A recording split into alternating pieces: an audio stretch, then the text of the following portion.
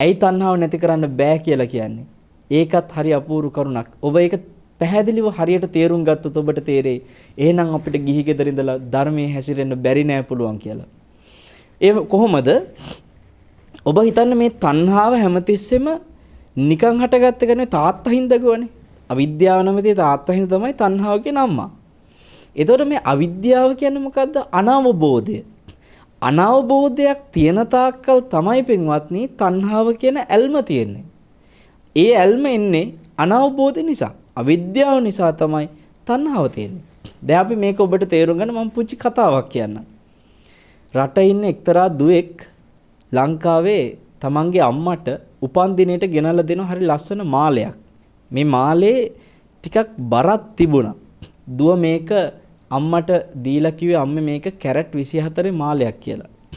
අම්මට දැන් හරි ආසයි. අම්මට ඇත්තටම මෙහිම වටින මාලයක් තිබුණේ නැහැ. අපි අම්මට නමක් තියමු නිකන් මේ කතාවට කරුණාවතී කියලා. දැන් කරුණාවතී අම්මට කැරට් 24 මාලයක් තමන්ගේ දුවගෙන් තෑගි ලැබුණම උපන්දිනේ දවසේ කරුණාවතී අම්මට අනිත් ඔක්කොම ලැබිච්ච තෑගි වැඩක් නැහැ. මේ කැරට් 24 මාලේ ගැන මේ කරුණාවතී අම්මට පුදුමාකාර කැමැත්තක් ඇති වුණේ. කරුණාවතී අම්මා මේ මාලෙට කොච්චර ආශ කළාද කියනවනම් ඔබ මේක උදාහරණයක් හොඳට මේ උදාහරණේ හිතට ගන්න මොකද්ද මේ කියන්නේ කියලා. කරුණාවතී අම්මා මේ මාලේ පින්වත්නි අල්මාරියේ ලාච්චුවේ හංගලා තියලා බොහොම පරිස්සමට අරන් තියලා හැම තිස්සෙම ඔය මාලේ ගැන කාමරයට එන හැම වතාවෙම සිහි වෙනවා. කරුණාවතී අම්මා සාමාන්‍යයෙන් හවසට රැට ඔය අල්මාරියේ ලාච්චුව ඇරලා බලනවා මාලේ තියනවද කියලා. කාමරයට ආවම මාලෙම තමයි කරුණාවතී අම්මගේ සිහිය තියෙන්නේ. සතියකට සැරයක්වත් මාලේ අරගෙන සුද්ධ කරනවා. මේ කරුණාවතී අම්මා හැමදාම රැට මාලේ තියනවද කියලා බල මාලේ සුද්ධ කර පිරිසිදු කර මාලෙත් එක්ක පුදුම බැඳීමකින් ඔහොම ඉන්නවා. දැන් ඔහොම කාලයක් යනකොට පින්වත්නි දවසක් හරි අපූර්ව වැඩක් වෙනවා. මුළු ගේම අස් කරනවා අපි කියමු අලුත් අවුරුද්දට කියලා. අලුත් අවුරුද්ද වෙනුවෙන් මුළු ගෙදරම බඩු එහෙට මෙහෙට කරලා තීන්ත ගානවා ගේ අස්පස් කරනවා. දැන් ඔහොම කරන්න ගිහිල්ලා කොහොම හරි මේ හවස් වෙනකොට කරුණාවතී අම්මා මේ බඩු අතරේ මාලේ තිබ්බ තැන හොයාගන්න බැරුව මාලේ හොයනවා හැමතැනම. දැන් මාලේ තිබ්බ තැන මාලේ හොයාගන්න බැරුව මාලේ හොය ඉද්දි හැමතැනම ඇදා මාලේ හොයද්දි අල්ලපු ගෙදර ගුණවතී අක්කා එනවා. ගුණවතී අක්කා ඇවිල්ලා කියනවා කරුණාවතී අදාර හාමුදුරු වඩනවා කිව්වනේ බණට වා යන්නේ නැද්ද ලෑස්ති වෙලා නැද්ද තාම කියලා. දැන් හවස පන්සලේ බණක් තියෙනවා මේ බණට යන්න කතා කරන අල්ලපු ගෙදර ගුණවතී අක්කා. කරුණාවතී ආච්චිට මොන බනද දැන් අර මාලේ නැති වෙලා පින්වත්නි මාලේ හොයනවා. ඔය මාලේ හොයාගන්න බැරුව බනට ගිහිල්ලා වැඩකුත් නැහැනේ. දැන් ඔතෙන්ට ගියත් මාලේ මතක් වෙනවා. මාලේ කවුරු හරි ගනිත් දන්නේ කොහෙ තිබ්බද හොයාගන්න බැරි වුණා. ඒ නිසා මෙයා කොහෙද බනට යන්නේ? කරුණාවතීගේ එකම උත්තරේ ගුණවතීට කියන්නේ අනේ ගුණේ මට නම් අද එන්න බෑ කියයි. ඒතර පින්වත්නි මෙයා යන ගමනුත් නවත්තලා මාලේ හොයනවා. දැන් ඔහොම මාලේ හොයලා කොහොම හරි කියමුකෝ රෑ වෙනකොට මාලේ හොයාගත්ත කියලා. දැන් තමයි හිතට යන්තම් හරි අර ඇඟට ලේ ටිකක් එනවා කියන්නේ. හිතට සතුටක් ආවේ. දැන් මාලේ නැතිවීම නිසා අද දවසේ පුදුම පීඩාවක් වින්දා. ගමම් පවා තැරලා දැම්මා. ධර්මෙත් පැත්තකට දැම්මා. මේ තරමටම කරුණාවතී අම්මා මේ මාලෙට පුදුම ඇල්මකින් ඒ වෙනුවෙන්ම තමන්ගේ ජීවිතේ නිකන් කැප කරලා වගේ. දැන් ඔහොම යනකොට දවසක් අපි කියමු දැන් ඊළඟ මාසේ මේ මාසේ හරියට තියෙනවනේ මංගල උත්සව. දැන් මේ මාසෙත් ඔබ දන්නවා සෑහෙන මංගල උත්සව තිබුණා. මේ නැකත් මාසයක්ලුනේ. ඉතින් මංගල උත්සවයක් ඔන්න කරුණාවතී අම්මට සහභාගී වෙන්න මේ මගුල් ගෙදරකට යන්න අවස්ථාවක් එනවා. දැන් මේ මගුල් ගෙදරට යන අවස්ථාව ආවම තමන්ගේ ඥාතියෙකුගේ කරුණාවතී අම්මා කල්පනා කරා හරි අද මම කැරට් 24 මාලේ දාගෙන කට්ටියට පේන්නත් එක්කම යනවා. මේ අම්මගේ හිතේ දැන් මාලේ දාගෙන යන ආසාව හිතට ගොඩාක් තදින් ආවට ඒත් එක්කම තව බයකුත් ආවා. ඇයි ඒ? කරුණාවතී අම්මා බැලුවා දැන් මම මාලේ දාගෙන ගිහිල්ලා කවුරු හරි ඕක දැනගත්තොත් එහෙනම් මගේ ළඟ තියෙන කැරට් 24 මාලයක් කියලා.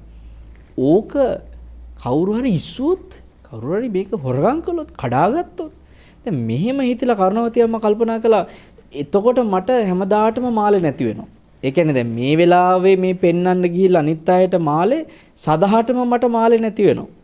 එහෙම හිතලා කරුණාවති අම්මා මාළේ දාන්න නැතුව මාළේ පැත්තකින් තියලා බෑ මට මාළේ නැති කරගන්න බෑ ඕක කඩාගත්තොත් කවුරු හරි කියලා හිතාගෙන මාළේ පැත්තකින් තියලා මෙයා පින්වත්නි වෙනත් මේ කිසිම වටිනාකමක් නැති මාළයක් දාගෙන ගියා.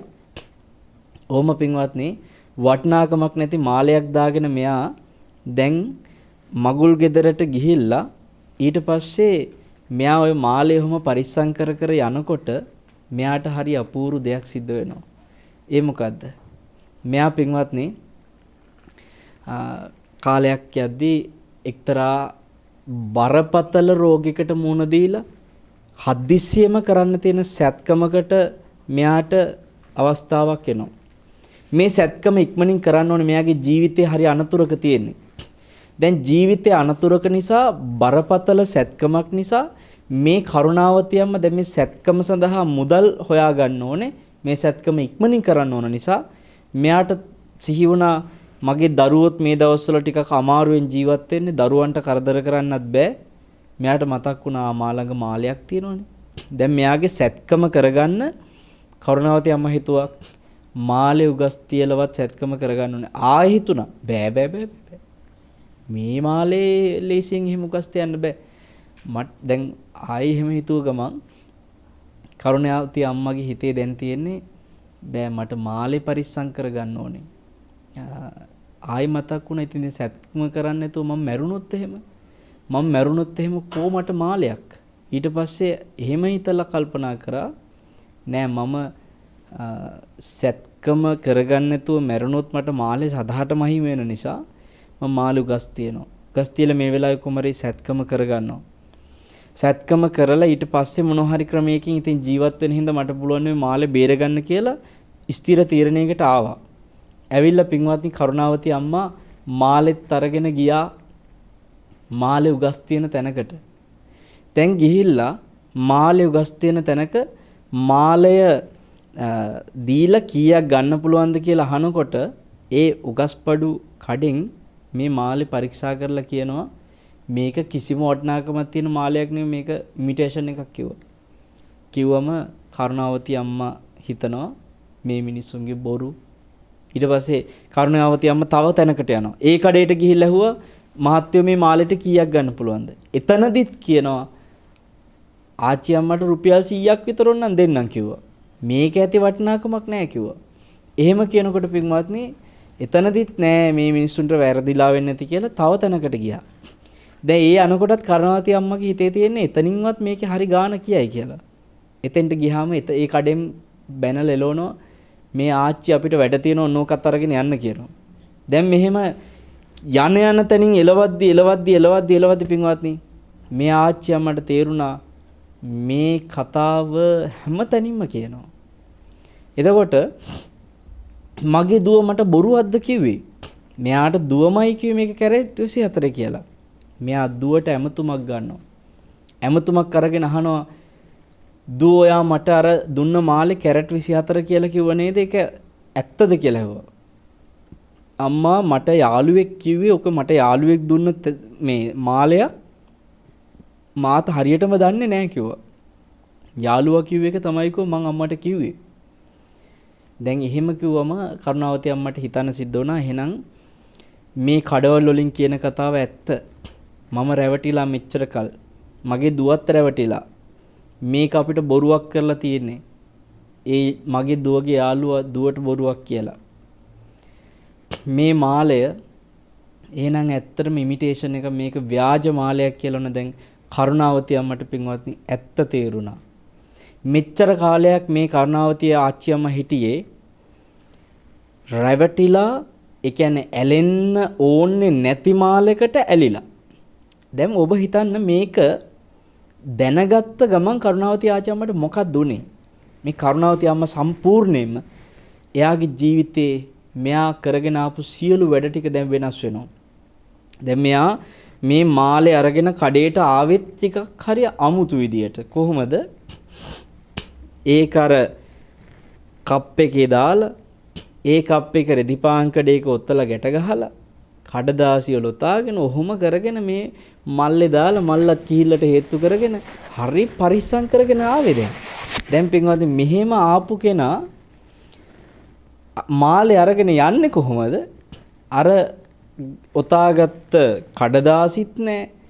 අරගැට ගහගත්ත රෙදි පාංකඩත් නැහැ. ඒව දැන් ඔය එතන කුණු බක්කියකට දාලා දැන් මෙයා ඔහේ ඒ මාලේ නිකන් අර බෑග් එකේ පොකට් එකකට දාගෙන යනවා. දැන් මෙයාට හරි හිතට එක පැත්තකින් දැනෙනවා මම මෙච්චර කල් රැවටිලා නිදලා තියෙන්නේ කියලා. ඒතර ඒකත් එක්ක මෙයා කල්පනා කරනවා මේ මාලෙට මං විඳ දුකක් මෙච්චර කල් මගේ හිතේ බයක් තිබ්බා, පීඩාවක් තිබ්බා. ඒ බය පීඩාව ඔක්කොම විඳලා තියෙන්නේ මම මේ අනවබෝධයක් හින්දානේ කියලා දැන් මෙයාට තේරෙනවා. දැන් පින්වත්නි මෙයා මාලෙට ඉස්සර වගේ ඇල්මක් නැහැනේ. ඔබ හිතලා කියන්න මේ කරුණාවති අම්මගේ ඇල්ම නැති වුණ එක පාඩුවක්ද ලාභයක්ද? කරුණාවති අම්මගේ ඇල්ම නැති වෙච්ච එක ලාභයක්. මොකද පින්වත්නි මේ බොරුවක්නේ මෙච්චර කල් මේ වෙලා තියෙන්නේ. එතකොට මෙච්චර කල් ඇලෙන්න ඕනේ නැති එකට ඇලුනා කියලා කියන්නේ ඒක පාඩුවක්. ඒ පාඩුව දැන් නැති වුණා. එහෙනම් ඒ ඇල්ම නැති වෙච්ච එක අනිවාර්යයෙන්ම පාඩුවක් නෙමෙයි මේක ලාභයක්. ඊළඟට ඔබ මෙහෙම කියන්න. දැන් මේ කරුණාවති අම්මා මේකේ ඇත්ත දැනගත්තනේ. මාලේ ඇත්ත දැනගත්තට පස්සේ මේ අම්මට සිතුනද මෙහෙම සිතුවිල්ලක්. මේ මාලේ ඉමිටේෂන් එකක්. මේ මාලෙට අද ඉඳලා මම ඇලෙන්නේ නැතුව ඉන්න ඕනේ. මේ කරුණාවති අම්මා ඊට පස්සේ පින්වත්නි උත්සාහ කරාද මගේ සිත මේ මාලෙට ඇලෙන්න එපා, ඇලෙන්න එපා, ඇලෙන්න එපා. මං අද ඉඳලා මේකට ඇලෙන්නේ නැහැ කියලා නොඇලෙන්න උත්සාහයක් ගත්තද කරුණාවති අම්මා? නෑ පින්වත්නි. එහෙම කිසිම උත්සාහයක් කරුණාවති අම්මා ගත්තේ නෑ. ඒකේ තේරුම කරුණාවති අම්මා කිසිම උත්සාහයක් ඒ මාළ වෙනුවෙන් ගත්තේ නෑ කියලා කියන්නේ ඇලීම නැති කිරීම සඳහා මම කියන්නේ. ඒ ඇලීම නිකම්ම නැති වෙච්ච එකක් කියන එක පැහැදිලි. ඇලීම නැති උනේ මොකක් නැති කිරීමෙන්ද? අනවබෝධය නැති කිරීමෙන්. ඔනේ නම් හොඳට මතක තියාගන්න. අනවබෝධයක් නිසා නම් ඇලීම ඇති උනේ. ඒ ඇලීම නැති කරන්න કૃතිමව බෑ. මම ඇලෙන්නේ මං ඇලෙන්නේ කියලා કૃතිම විදියට බෑ.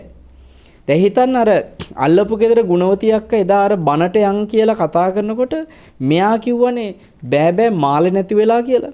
ඒ වෙලාවේ ගුණවති අක්ක නිකන් කිව්වා කියමු මෙහෙම. අනේ ගුණවති මේ දිරන ශරීරයක් තියාගෙන මේකට දාන ඔය මාළ වලට ඔච්චර ඇලෙන්න එපා. ඕවත් කවදා හරි විනාශ වෙනවා. ඔන්න ඔය මාළට ඇලෙන්නේ නැතුව යම් බනහන්න කිව්වා කියමු. කරුණාවති යම මොකක් කියයිද? අනේ මේ යන්න ගුණවති ඔයා ඇලෙන්නේ නැහනේ. ඔයාගේ වට බොරුවට කියන්නේ නැතුව ඉන්න ඔයත් ඇලෙනවනේ. මේ මට එනවා මෙතන ඇලෙන්න එපා කියන්නේ කියලා ගුණවතිටත් දෙකක් කියලා එලෝ ගන්න නැති. ඒ කියන්නේ ඇලිලා ඉන්න කාලේ කවුරු හරි ඇවිල්ලා කිව්වොත් ඇලෙන්න එපා කියලා ඒකට කැමතිත් නැහැ. අන්න ඒකයි අදටත් අපිට වෙලා තියෙන තණ්හාව නැති කිරීමේ බණක් ඇහෙනකොට හාපෝ තණ්හාව නැති කරන්න කියන අර හාමුදුරුවෝ අපිට බෑ කියනවා. ඒ මනස එන්නේ පින්වත්නි තණ්හාව නැති කරන්න තියෙන දෙයක් කියලා හිතාගෙන ඉන්න හින්දා. නැත ඔබ හොඳට මතක තියාගන්න. මේ ඇලීම නැති කරන්න කියලා කරුණාවති අම්මට කවුරු කිව්වත් ඒ කාලේ ඇහුවේ නැහැ. හැබැයි දැන් කරුණාවති අම්ම තුල ඇලීම නැහැ. ඒ ඇලීම නැති උනේ කවුරුවත් කියලා නෙමෙයි. අර කඩවල වල කවුරුත් කිව්වේ නැහැ කරුණාවති අම්මට මේකට ඇලෙන්න එපා කියලා. කරුණාවති අම්මවත් එයාගේ හිතට කිව්වේ නැහැ අනේ මගේ හිත මෙතෙන් පටන් ඇලෙන්න එපා කියලා කරුණාවති අම්ම හිතාගත්තෙත් නැහැ. නිකම්ම නැති වෙලා. ඒ කියන්නේ මෙච්චර මේ බරපතල ඇලීම නිකම්ම නැති වෙලා. පින්වත්නි, ඒ ඇලීම නිකම්ම නැති උනේ වෙන දෙයක් නැති වෙච්ච නිසා. මොකද්ද? ඇලීමට හේතුව නැති වුණා. හේතුව මොකද්ද? අනවබෝධය. අනවබෝධය කියන හේතුව නැති වුණාම නිකම් ඇලීම නැති වෙනවා. දැන් බලන්න පින්වත්නි, මේ අනවබෝධය කියන හේතුව නැති වෙච්ච ගමන් අනවබෝධය නිසා ඇලිච්ච ඇලීම නැවත ඵලය නැති වුණා කියලා කියන්නේ මේක සිද්ධ වෙන දෙයක් මිසක් සිද්ධ කරන එකක් නෙමෙයි. එහෙනම් තණ්හාව නැති කරන්න තියෙන එකක් නෙමෙයි, තණ්හාව නැති වෙන එකක් කියලා මම ඔබට කිව්වේ ඒකයි. ඒතර දැන් අපි මේකත් එක්ක මෙහෙම හිතමු. අර අල්ලපු ගෙදර ගුණවතිය අක්ක ආයි පාරක් ඇවිල්ලා කියනවා දැන් පින්වත්නි. දැන් මේ අර උගස් බඩු කඩ වලට ගිහිල්ලා ඔක්කොම වෙලා දැන් ඔක්කොම දන්නවනේ එතකොට. දැන් අල්ලපු ගෙදර ගුණවතිය අක්ක ඇවිල්ලා කියනවා මේ කරුණාවතියට කරුණාවති පොඩ්ඩක් ඇලෙන්නකෝ. කරුණාවති චුට්ටක් ඇලෙන්නකෝ ඉස්සර වගේ. දැන් කොහොමද ගුණවතිය ඇවිල්ලා ඇලෙන්න කිව්වත් කරුණාවතිය ඇලෙයිද? පින්වත්නි, දැන් ඇලෙන්න කිව්වත් ඇලීමක් ඇති වෙන්නේ නැහැ. ඉස්සර අර අල්මාරියේ ලාච්චු ඇර මාලේ තියනවද කියලා බයෙන් බැලුවා. හැම තිස්සෙම බයෙන් හිටියේ. දැන් කවුරු හරි කෙනෙක් ඇවිල්ලා කිව්වද මේ කරුණාවති පොඩ්ඩක් අර ලාච්චු වල බලන්නකෝ තියනවද කියලා. ඇලෙන්නකෝ. හැම තිස්සෙම මේක හොයන්නකෝ. කීවට හොයයිද? නෑ. අන්න එන අපිට පේනවා පින්වත්නි මේ දැන් මේකෙදි ඇලෙන්න ඕනේ නැති දෙයකටයි මේ කතාව. දැන් ඔය ඇත්තෝ හයි හාමුදුරනේ ඉමිටේෂන් එකකට ඔහොමුනොත් හරි කතාව හරි බව ඇත්ත. හැබැයි ඉතින් නියම කැරට් 24 එකකට ඇලුනොත් ඒකෙදි මොකද්ද කතාව කියලා මතක තියාගන්නට මේ සංසාරේ කිසිම සංස්කාරයක් නැහැ පින්වත්නි ඉමිටේෂන් නොවන. මේ සංසාරේ සියල්ලම මේ මාළ උපමාවෙන් ගත්තොත් ඉමිටේෂන් වගේ.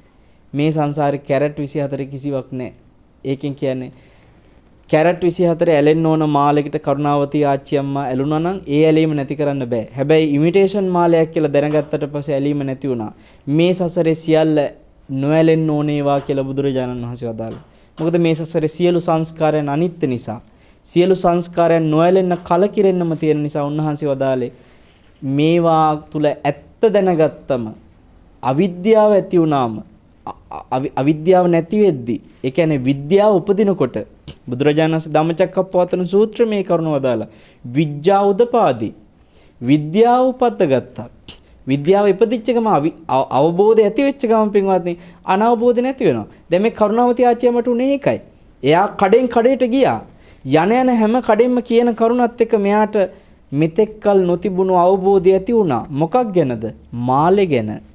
මාළේ ගැන නැති අවබෝධය ඇති වෙනකොට පින්වත්නි ඒ අනවබෝධය නැති වුණා. නැති අවබෝධය ඇති වෙනකොට ඇති අනවබෝධය නැති වුණා. ඒ අනවබෝධ නිසා තිබ්බ ඇල්මත් නැති වුණා. දැන් ඔබ හිතන්න මේ සිදුවීමත් එක්ක ඔන්න ඔය වගේ තමයි ඔය ඇලීම සමානයි තණ්හාව. ඔය අනවබෝධි සමානයි අවිද්‍යාව. දැන් එහෙනම් තණ්හාව නැති කරන්න පුළුවන් එකක්ද තණ්හාව නැති වෙන එකක්ද? ඔබම හිතන්න. ඔය ඇත්තන්ට මේ ගිහි ගෙදර ඉඳලා තණ්හාව එහෙනම් නැති කරන්න දෙයක් නැහැ. තණ්හාව නැති වෙන එකක්. ඔබට කරන්න තියෙන්නේ මේකයි. තණ්හාව ඇති උනේ කියන 8 නම් වූ තණ්හාව ඇති උනේ 1 නම් වූ අවිද්‍යාව නිසා නම් දැන් ඔබට නැති කරන්න තියෙන්නේ 1 කියලා කියන අවිද්‍යාව. 1 නම් වූ අවිද්‍යාව නැති කරනකොට 8 නම් වූ තණ්හාව නැති වෙනවා. ඊට පස්සේ 8 නම් වූ තණ්හාව නැති වෙනකොට 12 නම් වූ දුක නැති වෙනවා. ඉතින් එතකොට පින්වත්නි දුක හටගත්තේ 8 නම් වූ තණ්හාව නිසා නම් ඔබට දැන් දුක නැති කරන්න කියලා තණ්හාව නැති කරන්න නෙමෙයි තියෙන්නේ.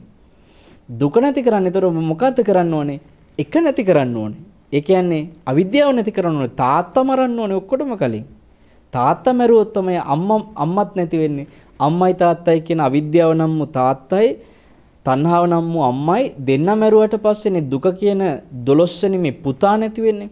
ඒතකොට පින්වත්නි ඔබට මේ කාරණාවත් එක්ක මෙන්න මෙහෙම තේරුම් ගන්න වෙනවා. අපි එහෙනම් ගිහි ගෙදර ඉඳලා මේ තණ්හාව නැති කරන්න උත්සාහ නොගෙන ඒ සඳහා තණ්හාව හටගන්න හේතු වෙච්ච අවිද්‍යාව නැති කරන්න උත්සාහ කරමු. අවිද්‍යාව නැති කරන්නේ කොහොමද කියන එක තමයි ඊළඟට බලන්න ඕනේ. අවිද්‍යාව නැති කරා නම් පින්වත්නි ওই තණ්හාව නිසා බැඳෙන එක කොහොමද සිද්ධ වෙන්නේ? අර අපූර්ව කතාවක් තියෙනවා. මේ පොයේ දවසක තරුණයෝ දෙන්නෙක් කතා වෙනවලු උරුපදිමුද කියලා රෑ හඳපානි. හඳපානි දෙන්න රෑ එළි වෙනකම්ම උරුපදින්න ආසාවෙන් හවස් වෙලා ගම් යූරට එනවා. ඇවිල්ලා පින්වත්නි මේ තරුණයෝ දෙන්න ගම් යූරේ හොඳට බොනවා. වෙරි වෙනකම් බොනවා. ඊට පස්සේ දැන් නැගිට ගන්නත් පණ නැති වෙනකම්ම බොනවා හොඳට. බීලා වෙරි මතේ සින්දුවකුත් කියා දෙන්න නගිනවා ඔඩුවට. නැගලා හබල් දෙකත් අතට අරගෙන එහෙනම් හරි යම් පටන් ගමු කියලා දෙන්න දැන් උරුපදින පටන් ගත්තා. දෙන්න දැන් හොඳට බොහෝම මහන්සි වෙලා කැප වෙලා හබල් ගගහ උරුපදිනවා. වටපිට බල වටේ තියෙනව ගැන පෙන්න කියෝ හේ දැන් දෙන්න පදිනවා. සින්දු කියලා එළි වෙනකම්ම දාඩිය දාගෙන සින්දු කිය මුළු රෑම දැන් මේ ගඟේ උරුපදිනවා. එතකොට උදේ පින්වත්නි දැන් ටිකක් එළිය වැටීගෙන එනකොට මහන්සියටයි දාඩිය දාලා ඔක්කොටමත් එක්ක ටිකක් වෙරි හිඳීගෙන ගිහිල්ලා. දැන් වෙරි හිඳීගෙන යනකොට එළි වෙන ජාම වෙනකොට දැන් ඇත්තටම එළි වෙනකම් හොඳට දාඩි දාගෙන උරුත් පැදලා වෙරිත් හිඳලාද හින්දා කොහොම හරි පාන්දරෙදි දැක්කේ දෙයියනේ අපි තාම අර ඔරුවට නැග්ග තැනමනේ කියලා. හැබැයි හබල් ගහලා ඔරුවට නැග්ග තැනමයි තාම ගම් යූරේ එතන ගම් යූරේ වතුරේ ඔරුව තියෙන පටන් ගන්න තැනමයි එතන තමයි මේ හබල් ගහ මෙච්චරලා දඟලලා තියෙන්නේ. නමුත් මේගොල්ලන්ට හිතුනේ යනවා කියලා. හේතුව මොකද? කඹේ ලෙහෙලා නැහැ. පින්වත්නි කඹේ ලෙහෙලා නැහැ. කඹේ තාම බැඳලා කඹේ තියෙන බවවත් දැනගත්තේ නැත්නම් මොකද? වෙරි මතේ හින්දා. එතකොට වෙරි මතේ නිසා කඹෙන් බැඳිලා එකතැන මහන්සි වීමක්නේ දැන් මේ මහන්සුනේ හබල් ගහ. මෙන්න මේ වගේ මේ වෙරි මතේ නිසා බැඳිලා කඹේ වෙරි මතේ නිසා මේ වැහිලා කඹේ නිසා බැඳිලා මොකද්ද කරුණ දෙක? වෙරි මතේ නිසා වැහිලා කඹේ නිසා බැඳිලා. ඉතින් ගමනක් නැහැ. පින්වත්නි ඔන්න ඔයගේ තමයි මේ සසර බුදුරජාණන් වහන්සේ වදාළ අවිද්‍යාවෙන් වැහිලා තණ්හාවෙන් බැඳිලා. අවිජ්ජාය නීවරණාන තණ්හා සංයෝජනානං කියන වචන දෙක බුදුරජාණන් වහන්සේ බොහෝ දේශනාවල පාවිච්චි කරනවා. අවිද්‍යාවෙන් වැහිලා තණ්හාවෙන් බැඳිලා. මේ වචන දෙක හරිම අපූර්වයි. හරිම වටිනවා. ඒ මොකද අවිද්‍යාවෙන් වැහිලා කියලා කියන්නේ හරියට අර වෙරි මතෙන් වැහුණා වගේ. ඒ නිසාම බැඳිච්ච දෙයක් තමයි කඹෙන් බැඳුනා වගේ තණ්හාවෙන් බැඳුනා කියන එක. දැන් බලන්න ඔය අම්මයි තාත්තයිනේ. අවිජ්ජාය නීවරණානං තණ්හා සංයෝජනානං කියන. අවිද්‍යාවෙන් වැහිලා තණ්හාවෙන් බැඳිලා කියලා කිව්වේ අර බුදුරජාණන් වහන්සේ වදාලා අම්මවයි තාත්තවයි. අම්මගෙන් බැඳිලා තාත්තගෙන් වැහිලා. එතකොට මේ දෙක නිසා පින්වත්නි මේ සසර ගමනක් තියනවා කියලා කිව්වේ. ඒ නිසා තමයි ජාති. ජාති කියන ඉපදීම දිගටම තියෙන්නේ. උපදින නිසා තමයි සසරක් තියනවා කියලා කියන්නේ. ඒක තමයි දුක. එතකොට දැන් අපිට පැහැදිලි පළවෙනි ආර්ය සත්‍ය තමයි දුක. ඒ තමයි අපි ඉස්සෙල්ලා ඔබට කිව්වා 12. දෙවෙනි ආර්ය සත්‍ය තමයි දුක හට ගැනීම කියන තණ්හාව. ඒ තමයි 8.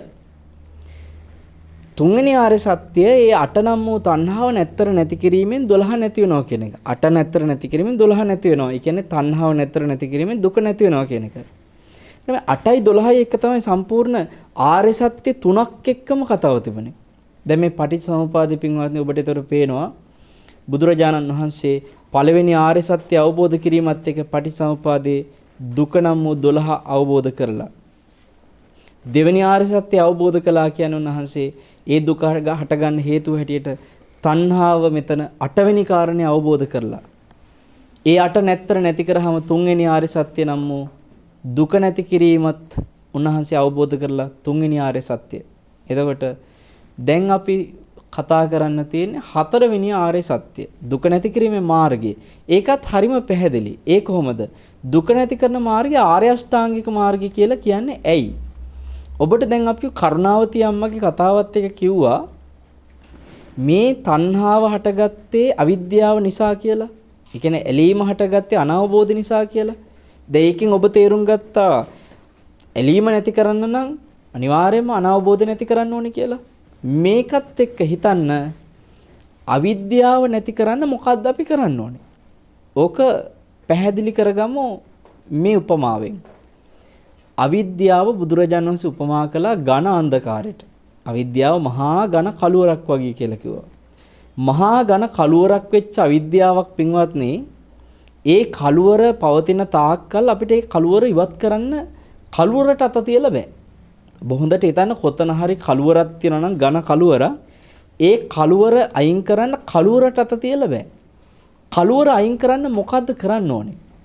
කළුවර ඉවත් කරන්න පින්වත්නි කළුවරත් එක්ක සටන් කරලා බෑ. කවුරු හරි කට්ටියකට එකතු වෙලා අපි මේ කළුවර උස්සලා එළියට දාමු කියලා එහෙම කට්ටියට එකතු වෙලා කළුවර එළියට දාන්න බෑ. අපි මේ කළුවර පළමු. කවුරු හරි මේ මොකක් හරි රෙද්දක් ගෙනල්ලා මේ කළුවර වහන්න, ඒ මොකවත් කරලා කළුවර අයින් කරන්න බෑ. මොකද්ද කරන්න තියෙන්නේ? ලෝකෙම පින්වත්නි කළුවර අයින් කරන්න තියෙන එක දෙයයි. එකම එක දෙයයි කරන්න තියෙන්නේ. මොකද්ද ඒ කරන්න තියෙන එකම එක දේ? ඒ තමයි ආලෝකයක් කියන එක. බුදුරජාණන් වහන්සේ අවිද්‍යාව කළුවරට උපමා කළේ ඇයි? අද වගේ වෙසක් පුන් පොහෝ දවසක උන්වහන්සේ අවිද්‍යාව කියන්නේ මොකද්ද කියලා අවබෝධ කරගෙන ඒ අවිද්‍යාව මහා ඝන කළුවරක් කියලා උන්වහන්සේ අවබෝධ කරගත්තේ අද වගේ වෙසක් පුන් පොහොය දවසක හේතුවක් නිසා. උන්වහන්සේ මේ අවිද්‍යාව නම් වූ අනවබෝධ කළුවරට උපමා කරන එකේ හේතු ගොඩාක් තියෙනවා. එක අතකට බලන්න පින්වන්දි කළුවරක් තියෙන තැනක පුදුම අනවබෝධයක් තියෙන්නේ. දැන් ඔබ දන්නවා ඔබේ ගෙදර සාමාන්‍යයෙන් ඇඳ තියෙන්නේ කොතනද, පුටුව තියෙන්නේ කොතනද, දොර තියෙන්නේ කොතනද, අල්මාරිය තියෙන්නේ කොතනද, ටීවී එක තියෙන්නේ කොතනද? ඔබ ඔක්කොම දන්නවා ඔබේ ගෙදර බඩු මුට්ටු ටික තියෙන තැන්. හැබැයි ඔබේ ගෙදර බඩු මුට්ටු පින්වත්නි කොතන කොහොම තිබ්බත් ඔබ හොඳට හිතන්න ඔබේ ගෙදර තියෙන බඩු මුට්ටු ටික සම්බන්ධව ඔබට හදිස්සියේ රාත්‍රී කාලේ විදුලි යන හිටිච්ච ගමන්, පව කට් වෙච්ච ගමන්, ඒ කරන්ට් ගිය ගමන් ඔය ඇත්ත මොකද කරන්නේ? දන්න තැන දන්න දේ ඔබ හැපි අතගගා යන්නේ. හොඳටම දන්නවා මේ මන් දැන් ඉන්න තැන ඉඳලා තව චුට්ටකින් පස්සේ පුටු සෙට් එක තියෙනවා කියලා. හැබැයි පුටු ටික තියෙනවා කියලා දැනගත්තට පින්වත්නි ඔබ වෙනදා ආලෝකේ තියෙන වෙලාවට චණ්ඩියා වගේ කිසිම ප්‍රශ්නයක් නැතුව හොඳට ගිය කෙනා. දැන් මේ එකපාරට අඳුර ආපු ගමන් එකපාරට විදුලිය එන හිටිච්ච ගමන් ඔබ යන්නේ අර පුටු වල හැපි. ඔබ යන්නේ පුටු අතගගා අත දික් කර හොයා අනවබෝධය යන්නේ පින්වත්නි. ඔබට දැන් පුටු ටික ගැන යම් අනවබෝධය. ඔබට දැන් මෙතන මේ දොර තියෙන තැන ගැන යම් අනවබෝධය. මේවා ටික ගැන ඔබ තුල තියෙන අනවබෝධය නිසා ඔබ මේව අතගගා ඔබ යන්නේ බොහෝම අපහසුතාවෙන්. මේකෙන් ඔබට තේරෙන්නට ඕනේ මේ අවිද්‍යාව කියන එක ලෝකයේ තුල අපිව වහගෙන ඉන්න අනවබෝධය අපි සම්පූර්ණයෙන්ම අන්ධකාරයක් හා සමානයි. ඔය අන්ධකාරයට අත තියලා අන්ධකාරය අතහරින්න බෑ.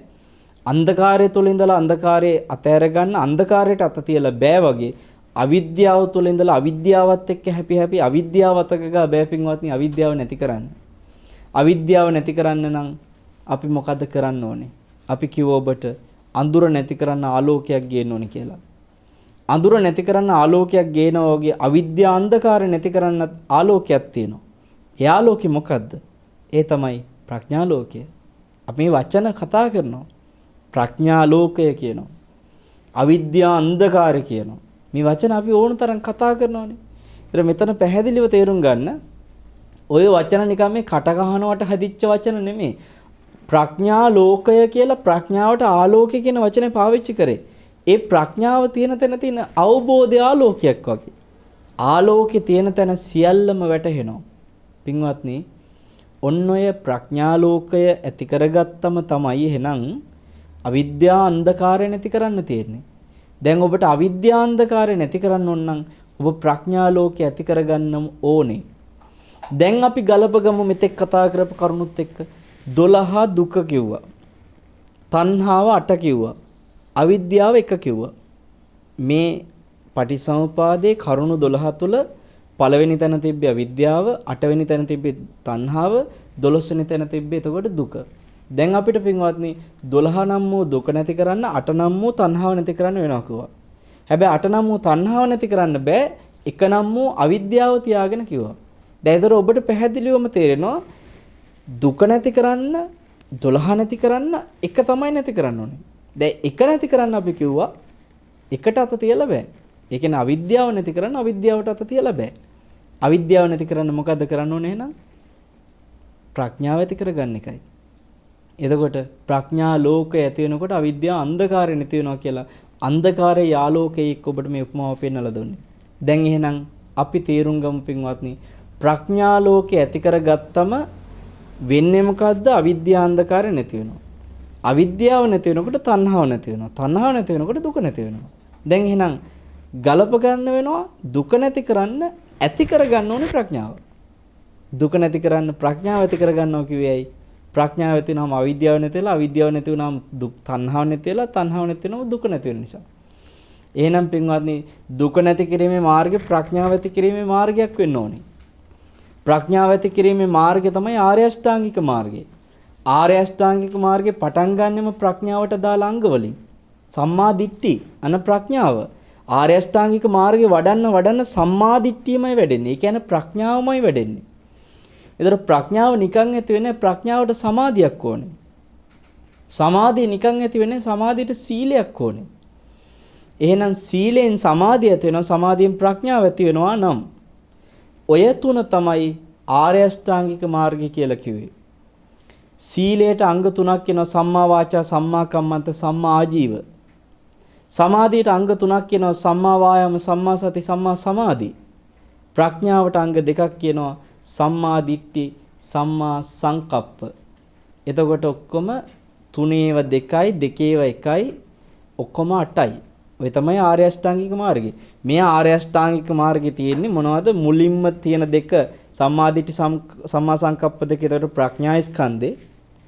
ඊළඟට සම්මා වාචා, සම්මා කම්මන්ත, සම්මා ජීවකේ සීලස්කන්ධේ. සම්මා වායාම, සම්මා සති, සම්මා සමාධිකේ සමාධි ස්කන්ධේ. එහෙනම් මෙතන සීල සමාධි ප්‍රඥා. දැන් ඒතකොට පින්වත්නි, ඔබ මේ මුළු කතාවෙන් දැන් ගලප ගන්න මෙහෙම. සීලය කුමක් සඳහාද? සමාධිය සඳහා. සමාධිය කුමක් සඳහාද? ප්‍රඥාව සඳහා. ප්‍රඥාව කුමක් සඳහාද? අවිද්‍යාව නැති කිරීම සඳහා. අවිද්‍යාව නැති කිරීමේ කුමක් සඳහාද? තණ්හාව නැති කිරීම සඳහා. තණ්හාව නැති කිරීම කුමක් සඳහාද? දුක නැති කිරීම සඳහා. එහෙනම් දුක නැතිවීමේ මඟ මොකද්ද? අර පැත්තෙන් කතා කරපු සීල, සමාධි, ප්‍රඥා. එතකොට පින්වත්නි, මේ ආර්ය අෂ්ටාංගික මාර්ගයේ දුක නැති කිරීමේ ප්‍රතිපදාව කියලා හතරවෙනි ආර්ය සත්‍ය හැටියට බුදුරජාණන් වහන්සේ අදවන් වූ දවසක හිමිදිරි පාන්දර අවබෝධ කළේ. මේ ආර්ය අෂ්ටාංගික මාර්ගයෙන් දුක නැති වෙනවා කියලා උන්වහන්සේ චතුරාර්ය සත්‍ය හතරවෙනි ආර්ය සත්‍ය හැටියට මේ වගේ වෙසක් පුන් පොහොය දවසක අවබෝධ කළේ. උන්වහන්සේ දන්නවා පින්වත්නි, ඒ තණ්හාව නැති කරන්න තියෙන මඟ ආර්ය අෂ්ටාංගික මාර්ගයයි කියලා. අවිද්‍යාව නැති කරන්න තියෙන මඟ එතකොට ආර්ය අෂ්ටාංගික මාර්ගයයි කියලා. ඒ නිසා දුක නැති කිරීමේ මඟ ආර්ය අෂ්ටාංගික මාර්ගය. ආයෙත් ඔබට මම මේ කරුණු ටික තව පොඩ්ඩක් තේරුම් කරලා දෙන්නම්. සීලයෙන් එහෙනම් සමාධිය ඇති වෙනවා, සමාධියෙන් ප්‍රඥාව වැඩෙනවා. ඒතර සීල සමාධි කියන මේ දෙක නිසා ප්‍රඥාව ඇති වෙනකොට ප්‍රඥාව ආලෝකයක්. ඒ ආලෝකය උදා වෙනකොට ඕන තැනක අපි දන්නවා ආලෝකයෙන් මොකද්ද කරන්නේ? අඳුර නැති වෙච්ච එකයි. එතකොට අඳුර මොකද්ද? අවිද්‍යාව. පටිච්ච සමුප්පාදේ පළවෙනි කරුණ අවිද්‍යාව. එතකොට දැන් මෙතෙන්දී අවිද්‍යාව කිව්වා කැනිමඩල. ඒ අවිද්‍යාව තමයි අඳුර. ඒ අවිද්‍යාව කියන කැනිමඩල, ඒ අඳුර නැති කරන්න තමයි කිව්වා ආර්ය අෂ්ටාංගික මාර්ගයේ ප්‍රඥාව කියන ආලෝකය උපකාරුනේ. ඒ ප්‍රඥාව නැමැති ආලෝකයේ උපකාර වෙලා අවිද්‍යාව නැමැති පටිසමුපාදේ පෙනෙන මේ අන්ධකාරයේ බිඳිනවා නම් ඔන්නොතෙන්දි තමයි පින්වත්නි එක නැති කිරීම සඳහා ආර්ය අෂ්ටාංගික මාර්ගය උපකාර වෙලා තියෙන්නේ. බලන්න එතකොට පටිච්චසමුප්පාදයේ උඩම කතා කරපු අවිජ්ජා පත්‍යා කියලා කිව්ව මේ අවිද්‍යාව කියන එක ඒ අඳුර පටිච්චසමුප්පාදේ සම්පූර්ණයෙන්ම බිඳලා දාන්න දක්ෂයෙක් වෙනවා. ඔය එකම එක කරුණ ඒ අවිද්‍යාව නැති කරාම. ඒ කොහොමද? බුදුරජාණන් වහන්සේ හරි අපූර්ව උපමාවක් පෙන්නනවා පින්වත්නි.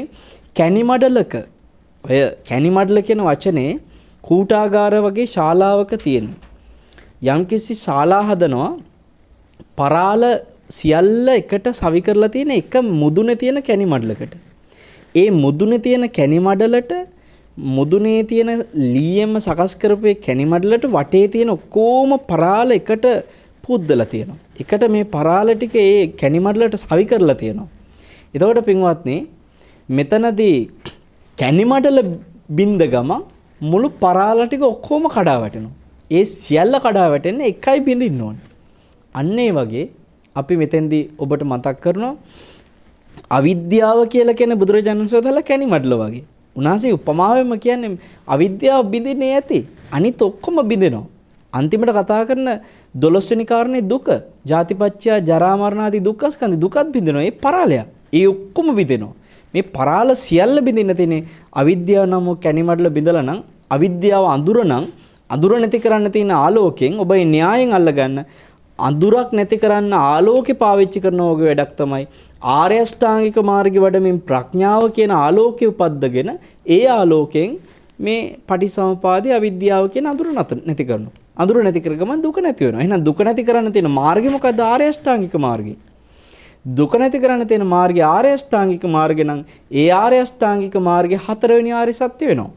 එතකොට බුදුරජාණන් වහන්සේ මේ පළවෙනි, දෙවෙනි, තුන්වෙනි, හතරවෙනි කියන ආර්ය සත්‍ය හතරම අවබෝධ කළේ අද වගේ දවසක මේ උතුම් වෙසක් පුන් පොහොය දවසක පින්වත්නි ඔන්න ඔය ආකාරයට පටිච්ච සමුප්පාදෙම බිඳ ගනිමින් උන්වහන්සේ මුළු පටිච්ච සමුප්පාදෙම අද වගේ දවසක හිමිදිරි පාන්දර බිඳලා දැම්මා. ඒ බිඳලා දාලා පින්වත්නි මුළු කැණි මඩලම බින්දා. උන්වහන්සේ හිමිදිරි පාන්දර ආර්ය සත්‍ය අවබෝධ වීමමයි ප්‍රඥාව. ඒ ආර්ය අෂ්ටාංගික මාර්ගයෙන්. එතකොට ඔබට මේ කාරණේ හරියට තේරුණා නම් පංච උපාදානස්කන්ධ ආදී දුකයි පටිසමුපාදේ නැමැති මේ දුක හට ගන්න වැඩපිළිවෙලයි. ඒ වැඩපිළිවෙල බිඳින්න තියෙන ආර්ය අෂ්ටාංගික මාර්ගය නම් වූ ප්‍රතිපදාවයි.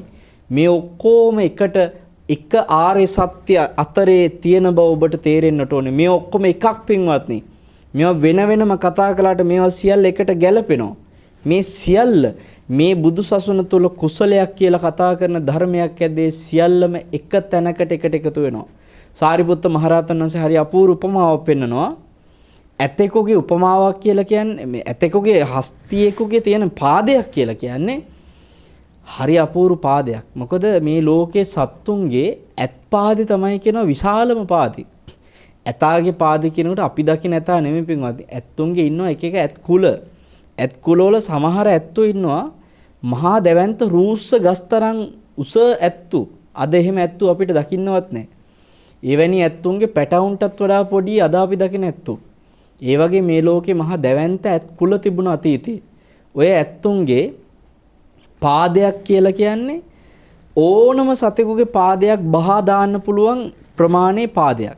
ඒ කියන්නේ අපි හිතමු ඇතෙකුගේ පාදයක් තියෙන තැනකට බල්ලෙක්ගේ පාදයක් තිබ්බොත් එහෙනම් බල්ලගේ පාදේ ඇත් පාදේ ඉක්මවන්නේ නැහනේ.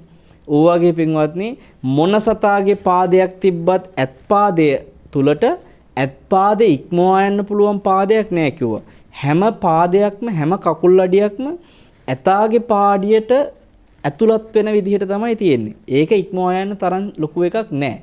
මෙන්න මේ වගේ බුදුරජාණන් වහන්සේගේ මහා ශ්‍රාවකෙක් වෙච්ච සරියුත් මහරහතන් වහන්සේ වදාළ පින්වත්නි යම් කිසි තැනක චතුරාර්ය සත්‍ය කියලා යමක් ඇද්ද ඒ ඇත් පාදේ වගේ හැම කුසලයක්ම හැම කුසල ධර්මයක්ම ඒ තුලට තමයි කෝ වැටෙන්නේ. ඒක ඉක්මවා යන එකක් නෑ. ඒ නිසා මේ ලෝකේ අපි කතා කරන මේ පටිච්චසමුපාදය ආර්ය අෂ්ටාංගික මාර්ගයේ චතුරාර්ය සත්‍ය තුලම තමයි කතා කරන්න තියෙන්නේ. පංච උපාදානස්කන්ධ මේ සියල්ල මේ චතුරාර්ය සත්‍ය තුල තියෙන්නේ. නිසා අද වගේ වෙසක් පුන් පොහොය දවසක බුදුරජාණන් වහන්සේ මේ සියල්ල අවබෝධ කරගත්තේ. උන්වහන්සේ මේ චතුරාර්ය සත්‍ය අද වගේ දවසක අවබෝධ කරගත්ත කියලා කියන්නේ ඒ ආර්ය සත්‍ය ඔබ අද දවසේ කොහොමද තේරුම් ගත්තනම් ඔබට මේ වචන ටික හොඳට සිහි බුද්ධියෙන් අහන්න පුළුවන් වුණා නම් ඔබට ඉතාම පැහැදිලිව තේරෙන්න ඕනේ පටිසමුපාදේ අර අංක වලින් ඒ අංක ටික කාට හරි අමතක වෙනවා නම් නැවත ඔබට සිහිපත් කරනවා.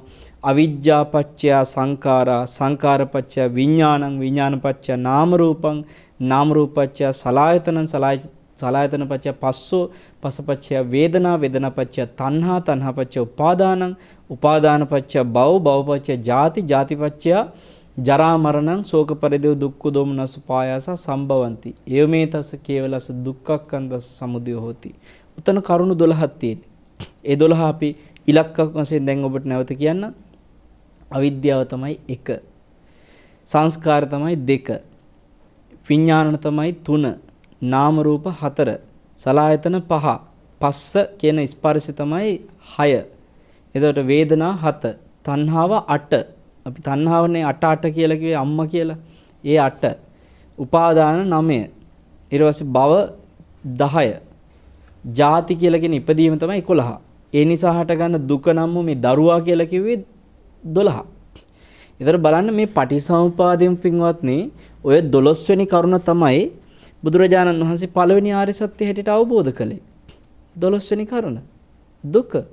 පටිසමුපාදය අවබෝධ වුණා කියන්නේ මුළු ආර්ය අෂ්ටාංගික මාර්ගයේ මේ දෙක අවබෝධ වුණා නම් එතන තියෙන චතුරාර්ය සත්‍ය. හරිම පැහැදිලි. එහෙනම් 12 අවබෝධ කරපු ගමන් පළවෙනි ආර්ය සත්‍ය අවබෝධ කරලා 8 නම් තණ්හා අවබෝධ කරගපු ගමන් දෙවෙනි ආර්ය සත්‍යத்தை අවබෝධ කරලා ඒ 8 නැති කරපු ගමන් දුක නැති වෙනවා කියලා ඒ කොහොමද තණ්හා නිරෝධා උපාදාන නිරෝධෝ උපාදාන නිරෝධා භව නිරෝධෝ භව නිරෝධා ජාති නිරෝධෝ ජාති නිරෝධා මේ ජරා මරණ ආදී සියලු දුක්ඛ ස්කන්ධ නිරෝධෝ හොති. එතකොට මේ සියලුම දුක නිරුද්ධ කරන්න තියෙන්නේ තණ්හාව නැති කරාම කියලා නිරෝධ ආර්ය සත්‍ය තුන්වෙනි ආර්ය සත්‍ය අවබෝධ කළා. එහෙනම් තුන්වෙනි ආර්ය සත්‍ය අවබෝධ කළා කියන්නේ 8 නැත්තර නැති කරාම 12 නැති කරනවා කියන එකයි. ඊළඟට හතරවෙනි ආර්ය සත්‍ය තමයි ඔබට මේ පැහැදිලි කරලා දුන්නේ. හතරවෙනි ආර්ය සත්‍ය කියන්නේ ආර්ය අෂ්ටාංගික මාර්ගය. ඒ ආර්ය අෂ්ටාංගික මාර්ගයෙන් වෙන්නේ මොකද්ද? එක නැති වෙන එක. පටිසමුපාදයේ එක කියලා කිව්ව අවිද්‍යාව නැති වෙන එක. ආර්ය අෂ්ටාංගික මාර්ගයෙන් තනිකර ආලෝකයක් උපද්දන්නේ ප්‍රඥාලෝකය. ප්‍රඥාලෝකය උපදිනකොට එහෙනම් අවිද්‍යාව කියන අන්ධකාර නැති වෙලා එක නැති වෙනවා. එක නැති වෙනකොට අට කියන තණ්හාව නැති වෙනවා. අට නැති වෙනකොට ඒ තණ්හාව නැති වෙද්දි ඒ නිසා හටගන්න දුක නැති වෙනවා. එහෙනම් දුක නැති කිරීමේ මාර්ගය කෙලින්ම සිහි කරන්න තියෙන්නේ ආර්ය අෂ්ටාංගික මාර්ගය. මේක හරිම පැහැදිලි. එතකොට පින්වත්නි මේ චතුරාර්ය සත්‍ය අවබෝධ කරගන්නට යම්කිසි කෙනෙකුට පුළුවන් වුණා නම් ඒ චතුරාර්ය සත්‍ය සත්‍යයි කියලා අවබෝධ වුණ ගමන් එයා සෝතාපන්නනෝ සාමාන්‍ය කෙනෙක්. බුදුරජාණන් වහන්සේ සත්‍ය ඥානෙ උපද්දගත්තේ පළමුවෙන්ම මේ සියල්ල සත්‍යයි කියලා. ඇයි? පංච උපාදානස්කන්ධය පිළිබඳ උන්වහන්සේට අවබෝධය ඇති වෙනකොට මේක දුක කියලා අවබෝධ වුණා. මොහොතක් පාසා හටගන්න මේ සියල්ල දුක කියලා උන්වහන්සේට අවබෝධ වුණා.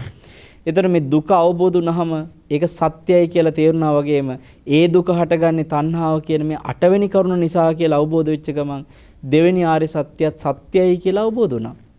එතකොට ඒ තණ්හාව නැත්තර නැති කරාම දුක නැති වෙනවා කියන එකත් පටිසමුපාද නිරෝධය අවබෝධ කිරීමෙන්ම උන්වහන්සේ තුන්වෙනි ආර්ය සත්‍යයත් සත්‍යයි කියලා අවබෝධ කළා. ඊට පස්සේ පින්වත්නි අපි ඔබට කියවෝ විදියට අදුර නැති කරන්න ආලෝකය උපද්දගෙන ආර්ය අෂ්ටාංගික මාර්ගය පුළුවන් කියලා තේරුණා වගේ උන්වහන්සේ මේ ආර්ය අෂ්ටාංගික මාර්ගය අවබෝධ කරනකොට පටිසමුපාදයේ අවිද්‍යාව බිඳින්න ඕනේ කියන වගේ අවබෝධ කරනකොට උන්වහන්සේට හතරවෙනි ආර්ය සත්‍යයත් ආර්ය අෂ්ටාංගික මාර්ගයමයි කියලා සත්‍යයි කියලා අවබෝධ වුණා. ඒතර බලන්න දැන් මේ සත්‍ය ඥානය ඔබට ඇති කරගන්න බැරිද? මේ උතුම් බුදුසසුන තුළ ඔබ ඇති කරගත්තොත් පින්වත්නි ඔබ සෝතාපන්න ශ්‍රාවකෙක් වෙනවා. මේ චතුරාර්ය සත්‍ය කියන සත්‍යයි කියන මේ අවබෝධය හරියට ඇති වුණොත් ඔබට මේ අවබෝධය තුළ ඔබ පින්වත්නි සත්‍ය ඥානෙ උපද්දගත්තොත් එයා සෝතාපන්න ශ්‍රාවකෙක් කියලා කියන එක සුළුපටු දෙයක් නෙමෙයි. ඉතින් මේ බුදුසසුන තුළ යම්කිසි කෙනෙකුට ඒ දේ කරගන්නට අප්‍රමාදී වෙන්නට මේ වෙසක් පොය දවස් උත්සාහ කරනවා නම් ඔබ හැම දිනාටම වෙසක් පොය දවසේ කරන්න තියෙන වටිනාම දේක. දැන් අද වෙසක් පොය දා අප්‍රමාදී වෙන්න කියලා බුදුරජාණන් වහන්සේ අවවාදිකුත් දුන්න දවසේ අපි කරන්නේ පින්වත්නි හිටියටත් වඩා තවත් කෙලෙස් අවශ්‍ය ගන්න එකයි. අපි මේ චතුරාර්ය සත්‍ය අවබෝධ නොකළ අවිද්‍යාව නම් වූ වෙස්මූණ ගලව ගන්න පුළුවන් නම් අද දවසේ ඔබට විද්‍යාව නැමැති සැබෑ ස්වરૂපේ උපද්ද ගන්න පුළුවන් නම් ඒක තමයි අද කරන්න තියෙන දේ. නමුත් අපි කරන්නේ වෙසක් කියලා මේ දේ නෙමෙයි. අපි වෙසක් පොය කියලා හැමතිස්සෙම සිහි කරන්න උත්සාහ කරන්නේ නිකන් අර සැනකෙලියක ස්වභාවයක්. මම ඔබට මුලදී මතක් කළේ ඒකයි. මිනිස්සු ලෝකේ සියලු ආගම් වල කිසිම ශ්‍රාවකෙක් කරන්නේ නැති විදියට තමන්ගේ ශාස්ත්‍රුන් වහන්සේ ලෝකේ අතෑරපු දවසේ අපි මෙහෙම විනෝද වෙලා නටලා සින්දු කියලා ඩොල්කි ගහනවා කියලා කියන්නේ පින්වත්නි අපි මොනතරම් බුදුරජාණන් වහන්සේට අපහාස කිරීමක්ද මේ කරන්නේ. ඒ අපහාස කිරීම අපි අතින් නොවෙන්නට නම් අපි උන්වහන්සේ සතුටු වෙන දෙයක් කරන්න නම් අපි මේ චතුරාර්ය සත්‍ය ඇහුවා වගේම මේ චතුරාර්ය සත්‍ය අද දවසේ නුවණින් විමසමු. ඔය ඇත්තෝ මේ චතුරාර්ය සත්‍ය අවබෝධ කරගන්න උත්සාහ කරන්න. එක කෙනෙක් හරි ශ්‍රද්ධාවෙන් මේ දේශනාව මේ විදියට පුරා පැය දෙකකට ආසන්න කාලයක් ඔබ ශ්‍රවණය කරා නම් ඔබට පින්වත්නි චතුරාර්ය සත්‍ය අවබෝධ කරන එක මේ බුද්ධ ශාසනය කරන්න බැරි නෑ. ඔබට මේ කරුණු ටික මේ පැය දෙක තුල කියපු ටික හරියට වටහා ගත්තා නම් ඔබට මේ කාරණාව අවබෝධ කරන එක මේ බුද්ධ ශාසනය කරන්නම පුළුවන්. අපි සමහර ලාට වෙසක් පොය කියලා සිහි වෙනකොට අපිට මතක් වෙන්නේ වෙන දේවල්. අපි සමහර ලාවට මේකෙදි දැන් ඔය වේශ නිරූපණයක් කියලා සමහරු වෙස් ගන්වනවා.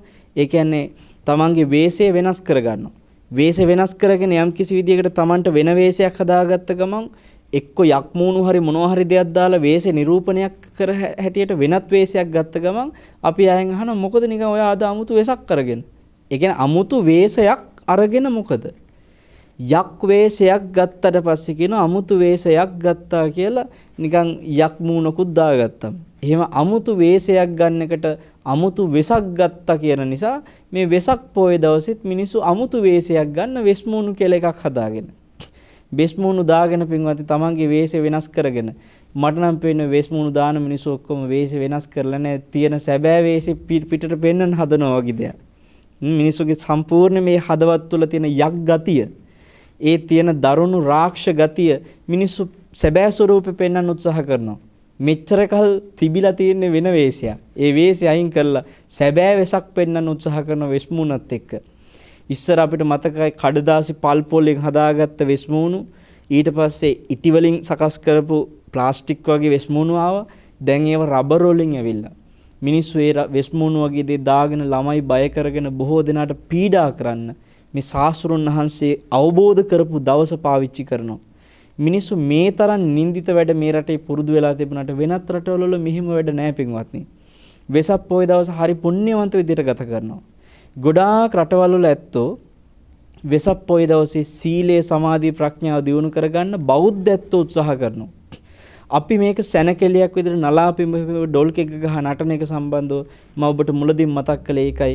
ශාස්ත්‍රුන් වහන්සේ ලෝකේ අතහැරපු දවස මංගල්‍යයක් වුණත්, ඒක පින්වත්නි පිරිනිවන් පෑම ඇත්තටම සතුටු වෙන්න තියෙන දෙයක් වුණත්, රහතන් වහන්සේලා පිරිනිවන් පෑම වටිනාකම හොඳට දන්න පිරිසක්. රහතන් වහන්සේලා තේරගාතවල හරි පැහැදිලිව පෙන්නලා තියෙනවා. මාසේ රැකියාව කරගෙන එන කෙනෙක් මාසේ අන්තිම පඩිය ගන්න බලාගෙන ඉන්නේ හරි සතුටින්. මාසෙම රස්සාව කරන කෙනා මාසේ පඩිය ගන්න බලන් ඉන්නේ හරි සතුටින්. මේ වගේ තමයි කියනවා රහතන් වහන්සේලා පිරිනිවන් පාන්න බලන් ඉන්නේ. මේ උදාන ගාථාවල රහතන් වහන්සේලාම ප්‍රකාශ කරලා තියෙන්නේ. ඒතර පින්වත්නි රහතන් වහන්සේලා පිරිනිවන් පාන එකට ඒ තරමටම සතුටු වෙමින් ඒ තරමට මේක බලාපොරොත්තු වෙනවා නම් ඒක ඒ තරමට උන්වහන්සේලාට නිරාමිස ප්‍රීතියකට හේතුවක් නම් උන්වහන්සේලාට සතුටු වෙන්න තිබ්බනේ වෙසක් පොය දවසේ. ඇයි බුදුරජාණන් වහන්සේ පිරිනිවන් පාන එක ගැන කොච්චර සතුටු වෙන්න තිබ්බද? ඒක මංගල්‍යයක් කියලා. නමුත් රහතන් වහන්සේලා සංවේග වුණා. සංවේග වෙන්න කාරණාවක් නෙවෙයි පිරිනිවන් පාන එක. උන්වහන්සේලා දන්නවනේ සතුටක් කියලා. නමුත් පිරිනිවන් පාන එක බුදුරජාණන් වහන්සේට මංගල්‍යයක් වුණාට ලෝකයේ අපිට තව දහම් පදයක් අහන්න තියෙන අවස්ථාව නැතිවීමක් නිසා උන්වහන්සේගේ පිරිනිවීම පින්වත්නි ලෝකයාට දුකක්. රහතන් වහන්සේලාට සංවේගයක්. ප්‍රීතියක් ඇති වුණා නම් ප්‍රීතිය ඇති උනේ උන්වහන්සේට විරුද්ධවාදී කෙනෙකුට මිසක් වෙන කෙනෙකුට නෙමෙයි. ඒ නිසා ඔය ඇත්ත මේ වෙසක් පොය දවසේ උන්වහන්සේ පිරිනිවන් පාපු දවසේ මෙහෙම සතුටු වෙනවා කියන්නේ නලා පිඹ ඔබ ඩොල් කෙක ගහ නටනවා කියලා කියන්නේ ඔබ බුදුරජාණන් වහන්සේට විරුද්ධවාදියෙක්. ඔබ බුදුරජාණන් වහන්සේ ලෝකේ අතහැරපු දවසේ ඔබ සතුටු වෙනවා. ඔබට නිකන් ප්‍රභා කරන්න නැති වෙච්ච දවසේ ඔබ කිරිබත් කකා නැටුවා වගේ සතුටුනා වගේ ඔබ බුදුරජාණන් වහන්සේ පිරිනිවන් පාපු දවසේ මේ තරම් විනෝද වෙනවා නම් ඔබ ඒකාන්තයෙන්ම බුද්ධ ශ්‍රාවකයෙක් නෙමෙයි, ඔබ බුදුරජාණන් වහන්සේට විරුද්ධවාදියෙක් වෙලා. ඔබට ඒ නිසා අපි මතක් කරනවා මුලදි මතක් කරපු විදිහටම ධම්මාරාම හාමුදුරුවෝ වගේ ඔබ අද දවසේ අප්‍රමාදී වෙන්න. අප්‍රමාදී වෙලා කටයුතු කරන්න. ඔබට වෙසක් පුන් පොහොය දවසේ මම තව පුංචි අවවාදයක් කරන්නම්. ඔබ දන්නවා දැන් අද දවසේ හරි අපූර්ව භාවනාවකුත් කරගන්න පුළුවන් මේ චතුරාර්ය සත්‍ය අවබෝධයට උපකාර වෙන. ඔබට මේ ආර්ය සත්‍ය අවබෝධයට අදාළ ප්‍රඥාව දියුණු කර ගැනීම පිණිස චතුරාර්ය සත්‍ය කියා දුන්නේ අදවන් දවසක බුදුරජාණන් වහන්සේ චතුරාර්ය සත්‍ය අවබෝධ කරපු නිසායි. උන්වහන්සේ අද පරිවර්ත 3කින් ආකාර 12කින් මේ අවබෝධ කරපු චතුරාර්ය සත්‍ය පිළිබඳව ඔබ අද දවසේ ඉගෙන ගත්තේ ඒ අදවන් දවසක උන්වහන්සේ අවබෝධ කරපු උන්වහන්සේගේ උපද්දගත් ආලෝකයේ ස්වභාවය. දැන් ඔබ තුල මේ ආලෝකය උපද්ද ගන්න උන්වහන්සේ ඔබට පෙන්වන ආර්ය අෂ්ටාංගික මාර්ගය තුල සිහිය පවත්වන හැටි. ඔය සිහිය පවත්වන ආර්ය අෂ්ටාංගික මාර්ගයේ සතිය කියලා කියන එකට උපකාර වෙන්න ඔබට මම පුංචි උපකාර වෙන මේ භාවනාවක් ගැන කියන්නේ. අපි දන්නවා දැන් අපේ ජීවිතේ සමහර වෙලාවට ආමිෂ පූජාවලට අපි හරියට බරයි. වෙසක් පොය දවස කියන්නේ අපි හරියට ආමිෂයත් එක්ක කටයුතු කරන දවසක්. පහන් පත්තු කරනවා වගේම අපි වෙසක් කූඩුව වගේ දෙයින් කරත් ආලෝක පූජාවක්මයි. තොරණෙනුත් අපි ආලෝක පූජාවක් සමගින් යම් යම් දහම් පණිවිඩ දුන්නා. දැන් මේ ආලෝක පූජාවට සෑහෙන බර වෙච්ච දවසක් නිසා වෙසක් පොය දවස ඔය ආලෝක පූජාව උදෙසා ඔබ කරන වෙසක් කූඩුවත් එක්ක ඔබට ඕනම් පුළුවන් කායානුපස්සනාව වඩන්න. ඔබ හිතන්න පින්වත්නි අතීතේ මිනිස්සු සමහර ලාවට ආමිෂ පූජාවක් නිකං කළේ නෑ. ආමිෂ පූජාව ප්‍රතිපත්ති පූජාවත් එක්ක එකට ඈඳගෙන කළා. බලන්න මල් පූජා කරනකොට මිනිස්සු එදා වන්දනා කරන ගාථාව තුළටම එකතු කරගත්තා. පුප්පම් මිලායාති යතයි ධම්මේ කායෝ තථායත විනාශභාවං. මේ මල් ටික පර වෙලා විනාශ වෙලා යනවා වගේ මගේ කයත් විනාශ වෙලා යනවා කියලා බුදුරජාණන් වහන්සේට මල් පූජා වේවා කියන ගමන් ආමිෂ පූජාවත් කරගෙන ඒ වගේම පින්වත්නි කායානුපස්සනාවත් වඩලා මල් ටිකේ අනිත්‍ය දකිමින් ප්‍රතිපත්ති පූජාවත් කළා. ඒතර බලන්න ආමිස පූජාවෙන් පිනත් රැස් කරගෙන ප්‍රතිපත්ති පූජාවෙන් කුසලෙත් රැස් කරගෙන මේ සියල්ල එකට කළා. ඔබට අද වගේ දවසක මේ දකින වෙසක් කූඩුත් එක්ක මං කියලා දෙන්න හදන්නේ මේ ආර්ය අෂ්ටාංගික මාර්ගය තුළ ඔබට සිහිය පවත්වන්න කෙනෙකුට දක්ෂයෙකුට වෙසක් කූඩුවක් ඇති. වෙසක් කූඩුව තුලිනුත් ඔබට ඒ දේ කරගන්න පුළුවන්. පින්වත්නි අපේ වෙසක් කූඩුව මේ ප්‍රතිපත්ති පූජාවක් බවට පත් කරගන්නට වෙසක් කූඩුව තුලින් කය දකින්නට කායානුපස්සනාවක් විදිහට කායගත සතියක් විදිහට කය අවබෝධය ඇති කරගන්නට අපි විමසලා බලමු පින්වත්නි බුදුරජාණන් වහන්සේ වදාළ මේ දහම අවබෝධ වෙන පරිදි ඔබ දන්නවා වෙසක් කූඩුවක මුලින්ම තියෙන සැකිල්ලක්. මේ වෙසක් කූඩුවේ සැකිල්ල සාමාන්‍යයෙන් ලස්සනයි නම් මිනිස්සු කෙලිම සැකිල්ල එල්ලනවනේ ගෙවල් වල. කවදාකවත් අපි දැකලා නැහැ සැකිල්ල විතරක් එල්ලලා තියෙනවා කිසිම ගෙදරක. සැකිල්ල ඊන් එහාට කිසිම සැරසිල්ලක් නොකර ලී වලින් හෝ බටපතුරු වලින් හෝ ඉරටු වලින් හෝ යම් කිසි දෙයකින් සකස් කරගත සැකිල්ල පින්වත් මිනිස්සු එල්ලුවේ නැත්තේ සැකිල්ල ලස්සන නැති නිසා. සැකිල්ල උඩින් සවුකොළ අලවනකොට මිනිස්සුන්ට කවදාකවත් හිතෙන්නේ අයියෝ ලස්සන වැහුණා කියලා. යමක් ලස්සන දෙයක් උඩින් වහනකොට ලස්සන වැහුවා කියලා දුක් වෙනවා. හැබැයි සැකිල්ල උඩින් සවුකොළ අලවනකොට ලස්සන වැහුණා කියලා සතුටු වෙන්නේ නැහැ. කැත වැහුණා කියලා තමයි සතුටු වෙන්නේ. එහෙනම් අපි සැකිල්ල කැතයි කියලා පිළිගන්නවා. ඔබ ගලපලා බලන්න වෙසක් කූඩුවේ සැකිල්ල ඔබ වෙසක් කූඩුව හදනකොටම ඔබට ගලපගෙන බලතැකේ මේ සැකිල්ල වගේ අපේ ශරීරයේ සැකිල්ලක් තියෙනවා. ඔන්න කායානුපස්සනාවට හිත නමන හැටි. පින්වත්නි මේ වෙසක් කූඩුවේ සැකිල්ල වගේම මේ කයේ සැකිල්ල දිහා බලමින් ඔබ බලන්න ඒ වෙසක් කූඩුවේ සැකිල්ල වගේ අපි තුල තියෙන ඇට සැකිල්ල. දැන් මේ ඇට සැකිල්ලයි වෙසක් කූඩුවේ සැකිල්ලයි දෙකම කැතයිනේ. ඒ නිසානේ මිනිස්සු ඇට සැකිල්ල පිටින් ඉන්නෙත් නැත්තේ. එතකොට දැන් ඔය ඇට සැකිලි ඔක්කොම ගත්තම නිකන් එක වගේ. වෙසක් කූඩුවේ සැකිලිත් ඒ වගේ. අපි හිතුවොත් අටපට්ටම් ගත්තොත් හැම අටපට්ටමකම සැකිල්ල එක වගේනේ. සැකිලි ටික එක වගේ. එතකොට සැකිලි ටික එක වගේ වුණාට ටිකක් ප්‍රමාණ වලින් වෙනස්, සයිස් වලින් වෙනස්. ඒ වගේ අපේ ශරීරෙත් පින්වත්නි ඇට සැකිලි එක වගේ වුණාට ඇට සැකිලි වල ප්‍රමාණ වලින් ටිකක් වෙනස්. දැන් කොහමද මේ සැකිල්ලේ කැත වහන සවුකොළ ඇලෙව්වා. ඒ වගේ මේ ඇට සැකිල්ලෙත් කැත වහන සම්කොළ අලවනවා. සමෙන් වැහුවා. සමෙන් වැහුවා කියලා කියන ඇට සැකිල්ල හරියට වෙසක් කූඩුව අපි සවුකොළ වලින් වැහුවා වගේ. ඊළඟට මොකද්ද වෙන්නේ? සවුකොළ ටිකෙන් සැකිල්ලේ කැත වැහුවට තාම නිකන් මදි. මදි නිසා තමයි අපි රැලි දැම්මේ පින්වත්නි. රැලි ටික දැම්මේ නැත්තම් නිකන් මදි.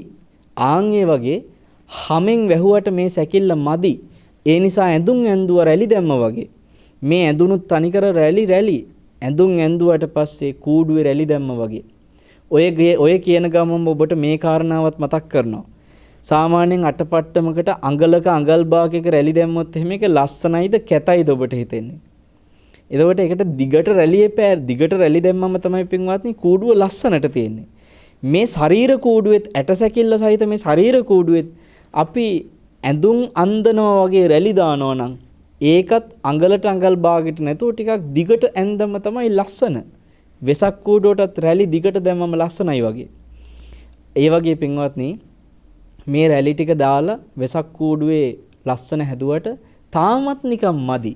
ඊට පස්සේ මල් කපලා තරු කපලා පාට කඩ සවුකොළ කෑලි තව එකතු කරලා කැටයන් දානවා.